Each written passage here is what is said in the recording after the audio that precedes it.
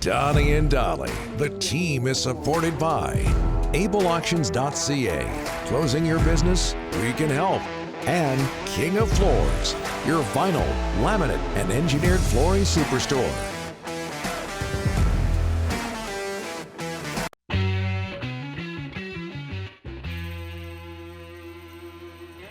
All of our guests today are sponsored by the O's marketing team at Royal LePage, the go-to source for all your Central Vancouver Island real estate needs. Find out more at wearerealestate.com. A lot of ham comments on the in the inbox right now, and a lot of people defending your shirt. Yeah, you know what? I don't think it's fair. People are ripping my shirt. Hey, here, hold it. Look at Ryan and Surrey. People are just being mean to Rick now. Shirt looks good. Thumbs up. Mm-hmm. Yeah. Okay. Let's get to Jeff. Shirt is fine. Canucks in Ottawa, 2:30 puck drop. Jeff Paterson is here to talk about it. Jeff, thanks so much for doing this. How are you, sir? I'm good, Donnie. Just sitting down with a ham sandwich. It's part of my new morning routine. It's a ham sandwich and Donnie and Dolly, and mornings have never been better. Ham and eggs. What are you talking about? It's got to be ham and eggs, Jeff. Come on. No, ham sandwich all the way. Rick is the ham expert.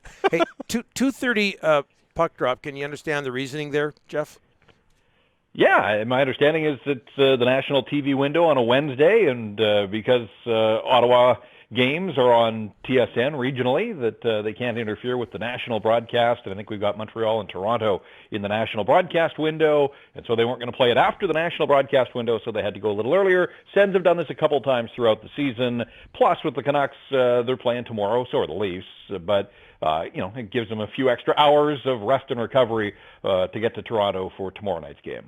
Hey, Jeff, where are you when, and we've been talking about this for the last couple of shows, where are you when it comes to Travis Green playing the youngsters, playing Cole Lind, playing Jack Rathbone at this point? Yeah, more for Cole Lind, I think, for me. Rathbone, it's going to be tough. I mean, they've got players on the left side on defense there. Could you take Levy out? Could you sit Edler down for a night? I suppose you could. But when you look at that bottom six forward group, I mean, there's so many candidates to come out. And this notion that Travis Green won't play a youngster until they're mathematically eliminated, I just don't get it. I do not get it. If it has something to do with, looking the veterans in the eye and basically admitting you're throwing in the towel, you were willing to come out of training camp with Nils Höglander, who had just turned 20, had never played a game in the National Hockey League, had never played a game professionally on North American-sized ice, and you turn to Nils Höglander in a top six position, and it worked out okay. So, why was it okay to start the season with an unproven player, but it's not okay now when you're basically out of it? I know that they're not mathematically eliminated, but you saw Cole Caulfield get injected into the Montreal lineup, and he didn't score, but, looked like he brought a little bit of life to that team. I think some of the veterans would look around and think, why is VC getting another opportunity, or Highmore, or Travis Boyd, any of those guys? Sit them down for a game and give Cole Lind a chance. It seems crazy to me that, and you guys were discussing the fact that they're going to protect Cole Lind in the expansion draft, yet they won't play him. They don't even know what they've got in Cole Lind at the National Hockey League level. You've got 14 games to go. You could be hanging around mathematically till there's 3 or 4 games left. And at that point, you're running out of time. Why wouldn't you give him a chance? And why wouldn't you give him a chance against the Ottawa Senators? If you want to protect them against Toronto in Toronto, or next week you got 4 against McDavid and the Oilers, this seems like a perfect opportunity to get Cole Lind. So, Dolly, get on the phone and make it happen. Get Cole Lind in the lineup.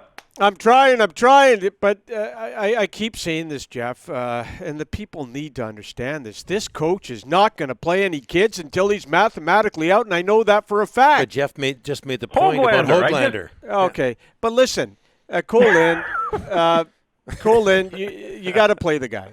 At some point, you got to play him this year if you're going to protect him against Seattle. That's a good point. Hey, Jeff, I've been told that Demko is pretty close to being ready here. He's going to dress as the backup tonight, is what I've been told. I'm expecting Demko to start probably tomorrow against Toronto. So the really good thing, Jeff, is that Demko's injury wasn't serious, and he should get one of the 2 starts tonight or tomorrow in Toronto. That is good news for him and for the hockey club, because they are just starting the gauntlet here tonight. Back-to-backs these next couple of nights, 5 in the next 7, including, they play in Toronto on Saturday night and then have to fly home and play Monday against McDavid and Draisaitl and the Oilers. You remember a couple of weeks ago before COVID, they played in Montreal on a Saturday night, had to fly home and play Winnipeg on the Monday, and they got shut out. Like, they just didn't have anything.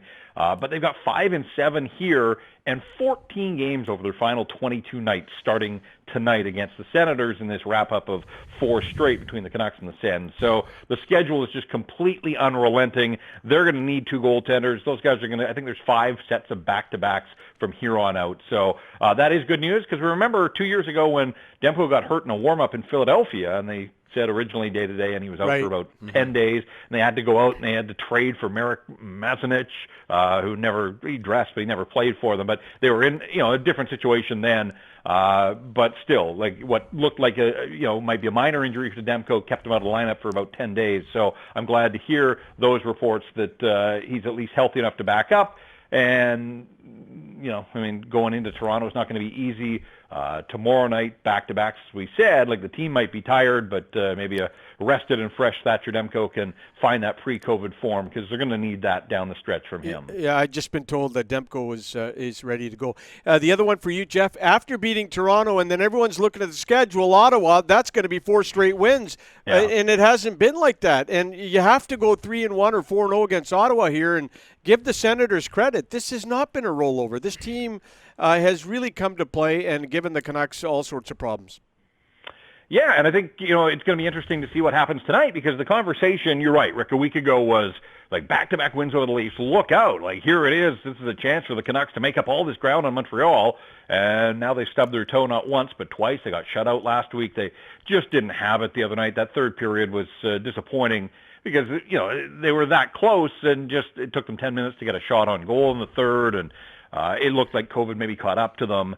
But, if Ottawa beats them again tonight, and I've seen this noise out there already in social media, this question being asked about, who's got the better core to build around, and, and I think it's a legitimate discussion. Like, the Senators look like a team. They've played their young guys. They've taken their lumps this year, and their young players have made some real headway. Like, Drake Batherson's got 17 goals. Kachuk's got 15. Norris up to 14 now. They've got 5 guys that are in double digits in goals. The Canucks, they've got 2 in their lineup tonight. So, goal scoring hasn't been an issue. Generating offense hasn't been a problem for the Senators. I know they only got 2 the other night, and it was enough to win. But, defensively, that's been their issue. They've got Shabbat, and then they've got some questions on their back end. But I'm going to be really curious to see. Like, we heard Jim Benning say, a month ago, give me 2 more years. That's fine. And maybe in 2 more years, the Canucks will be where they want to be. But you know what? In 2 more years, a team like Ottawa is going to make some real strides as well. They had Stützle, the 3rd overall pick. They took Jake Sanderson, 5th overall. They had the 2 picks in the top 5 last year. They're going to get another high draft pick this time around. Like, you don't just build a team in isolation and in a vacuum. So the Canucks are going to continue to try to build around their core group. But I think it's going to be really interesting, guys, over the next bunch of years to monitor, who does a better job of filling out their roster. Because I think the Sens feel that they've established their core group. We know that the Canucks feel the same way. And now it's a question of who can build out a better roster to be a more competitive team over the long haul. Talking with Jeff Paterson, 2 more years makes 9 in total for the Jim Benning regime, by the way, Jeff, which I'm sure you're aware of. You okay talking about Jake Virtanen? He's the subject of our poll question, Jeff. 4 goals, 0 assists. Our white spot poll question: should the Canucks protect Jake Virtanen in the Seattle expansion draft? What has happened between last season and this season? Last season, 18 goals, 18 assists, relatively large contract in the offseason. What's happened with him? Yeah, I mean, a couple of things. One is, he scored 6 of his 18 on the power play. That second power play unit last year was terrific. It has done next to nothing this time around, so maybe it overachieved a year ago. But Jake was a big part of the second power play unit scoring, Adam Gaudette as well, and obviously he's not here any longer. And, I think he got some bounces and had some luck that hasn't been there. But, yeah, I mean, that's a massive gap. From 18 goals, people were talking about him being a 20-goal scorer, something to build on. Could he back it up? And the answer has been no, obviously. And he had 2 of his 4 goals in the same game against the Leafs a while back.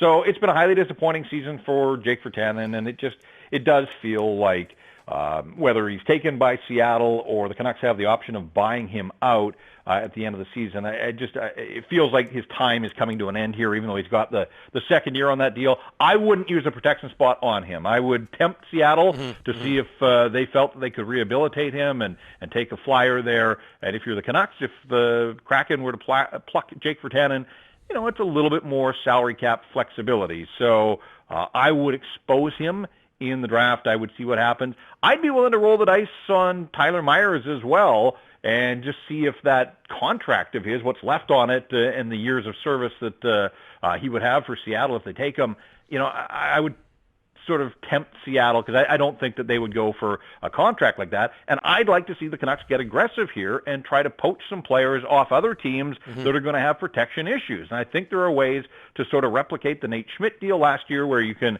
get a player for pennies on the dollar. They got Schmidt for a third-round draft pick. I think there are going to be teams out there that can't protect all of their players. They're going to want something rather than lose those types of players for nothing. And I think that's where the Canucks have to get aggressive when it comes to Seattle expansion and what's available around the National Hockey League. 2:30 puck drop. Jeff, thanks for this. We'll talk to you on Friday. All right, guys. I'll have the sandwich ready, and we'll do it all again. I promise I'll be better. Thanks, Jeff.